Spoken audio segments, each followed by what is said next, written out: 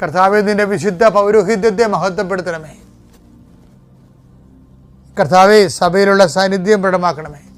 39 വർഷം ഞാൻ അർപ്പിച്ച കുർബാനയുടെ യോഗ്യതയാൽ ഇന്ന് സഞ്ചരിക്കുന്ന എല്ലാവരെയും, ഇന്ന് ഈശോയെ ഭാരത്തൂക്കമുള്ള ഓരോ വിഷയങ്ങൾക്ക് വേണ്ടി വേദനിച്ച് നടക്കുന്നവരെ അങ്ങ് സന്ധിക്കണം കർത്താവേ. സാമ്പത്തികമായ കടങ്ങളിലൂടെ പരിഹാരമില്ലാതെ നീങ്ങുന്നവരെയും ജപ്തി നടപടി നേരിടുന്നവരെയും കണ്ണുനീരുടെ അങ്ങയുടെ ദൃശ്യം സംബന്ധിച്ച് പ്രാർത്ഥിക്കണം ഈശോയെ. കർത്താവേ, അങ്ങയെടുത്ത് മറുപടി ഉണ്ട് ഈശോയെ. അങ്ങ് വിചാരിച്ചാൽ മതി, ഒരു നിമിഷം വിചാരിച്ചാൽ മതി, അങ്ങയുടെ മക്കൾ രക്ഷപ്പെടും. എല്ലാവരും പറയണത് ഈ ഒരു ദുരന്തത്തിൽ നിന്ന് ഞാൻ രക്ഷപ്പെട്ട ഞാൻ ദൈവത്തെ മറക്കാതെ ജീവിച്ചോളാമെന്ന് പറയുന്നുണ്ട് ഈശോയെ. അത് കേൾക്കണമേ എന്ന് പ്രാർത്ഥിക്കുന്നു.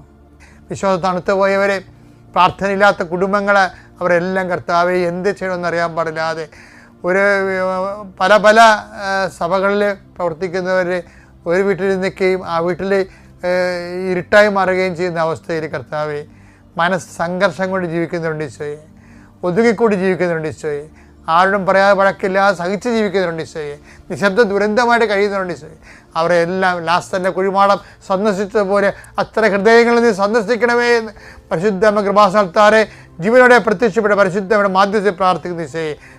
വൈവാഹ തടസ്സമുള്ളവർ, കുഞ്ഞുങ്ങളില്ലാത്തവർ, ഭവനരഹിതർ, ജോലിയില്ലാത്തവർ, സാമ്പത്തിക കടങ്ങളാൽ സമാധാനമില്ലാത്ത കുടുംബങ്ങളെ ഇതെല്ലാം സന്ധിക്കാൻ വേണ്ടി യേശുവിൻ്റെ നാമത്തിൽ പ്രാർത്ഥിക്കുന്നു. ആമേൻ.